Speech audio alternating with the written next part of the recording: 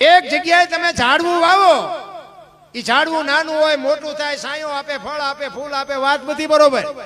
તમારો અને મારો આ છોડવો છે ઈ આવે ત્યારે કેવડો હોય?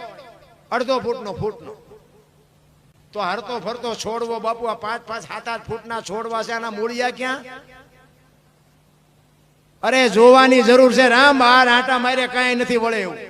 અત્યારે કોઈનો દેહ દુર્ગંધ નથી મારતો, અને એમાંથી બાપુ એવું એક તત્વ નીકળી જાય 2 દીમાં દેહ દુર્ગંધ મારી જાય તો જોવું ન જોઈએ કે આ દેહ અત્યારે કોણ ઉટકીને સાફસૂફ રાખે છે? ન જોવું જો જરૂર એની છે રામ.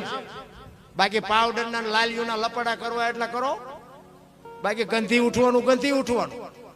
સત્ય છે એ આવવાનું. એટલે કીધું 5 તત્વનો દેહ છે, એટલે કીધું 4 ખાણીની આ દુનિયા બની છે.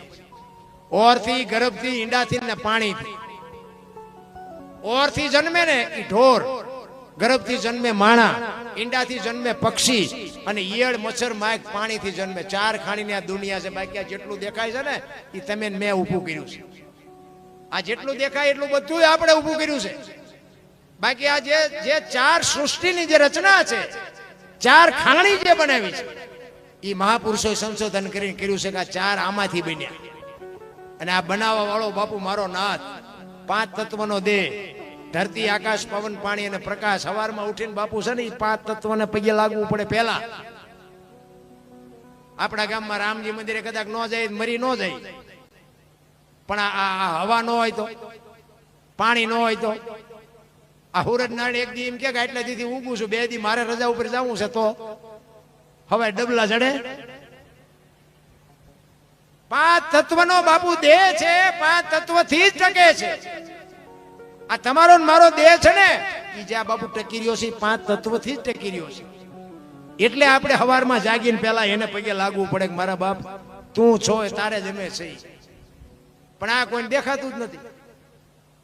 સત્ય તો બાપુ સત્ય જ હોય. કહેવાનો મારો અર્થ એ છે, મને તો એમ થાય કે શું ભલામણા જીવે એવું આવ્યું છે. કપડા, જોડા, આમ તમે જુઓ તો હું તો અમુક જગ્યાએ જાઉં તો ઘરમાં પહેરવાના જોડા જુદા, રહોડાના જુદા, વાંસળીના જુદા, કામમાં જાય તો જુદા, બહાર કેમ જાય તો જુદા.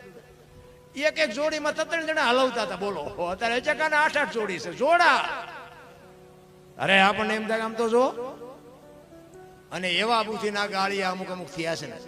1-2 ભાઈબંધ હતા ને, તે કઈ કામ ધંધો ન કરે, તલાવની પાડ્યા જઈને બે ટાઈમ થાય એટલે ઘરે આવીને નાય ધોઈને ખાઈ પીને પાછા વ્યા જાય. એટલે ઘરે તો મા બાપ બેકારા કરે.